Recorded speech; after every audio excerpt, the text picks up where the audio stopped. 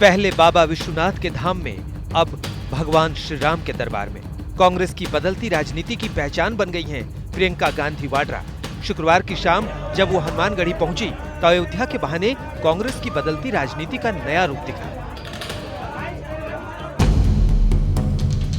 अयोध्या ने बीजेपी को कभी राजनीतिक ऑक्सीजन दिया था, कभी 2 सीटों पर सिमटने वाली बीजेपी अगर चुनाव दर चुनाव बढ़ती गई और आज देश की सबसे बड़ी पार्टी बन चुकी है, इसलिए उसके किले में कांग्रेस की सेंध अच्छी नहीं लग रही है। हनुमानगढ़ी में प्रियंका के आने से पहले बीजेपी और कांग्रेस के समर्थकों ने जमकर नारेबाजी की। हनुमानगढ़ी में प्रियंका गांधी, ये यहाँ के लिए इस वक्त की कह सकते हैं कि सबसे ज्यादा उत्सुकता की बात है। लोग कौतूहलवश यहाँ पहुंचे हैं, लेकिन क्या इसके सियासी मायने होंगे? अयोध्या आने से और अपने पूर्व कार्यक्रम को संपादित करने के कारण जो राजीव गांधी ने यहाँ पर शिलान्यास किया था, उस कार्य को प्रियंका जी के आने से राम जन्मभूमि के लिए बल प्रदान होगा। जब भगवान को वो काल्पनिक कह रही हैं, उनके पार्टी के नेता भगवान को काल्पनिक कहता है, वो मंदिर बनवाने का काम कभी नहीं कर सकता।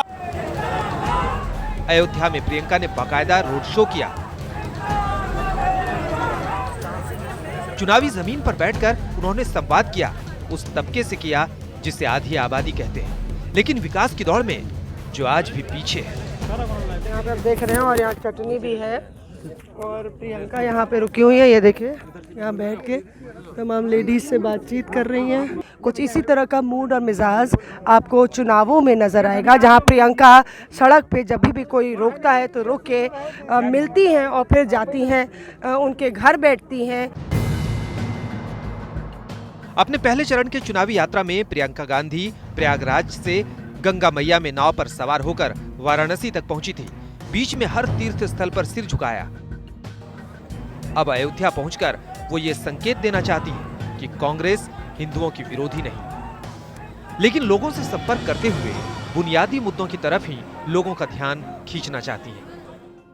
5 सालों में अपने ही क्षेत्र में प्रधानमंत्री जी को समय नहीं मिला कि एक गांव में जाए, एक परिवार से गले लगाए, एक परिवार से उनका हाल पूछे।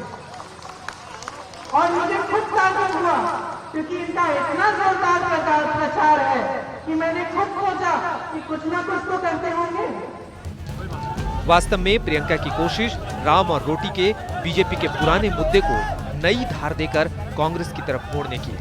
इसलिए उन्होंने असली मुद्दे को उठाया तो प्रधानमंत्री मोदी के बनाए गए नए राजनीतिक विमर्श को भी खारिज करने की कोशिश की। आप सभी जनता जनार्दन का आशीर्वाद लेने के लिए आपका ये चौकीदार आपके बीच आया है। मेरे साथ एक नारा देंगे आप? मैं कहूंगा मैं भी।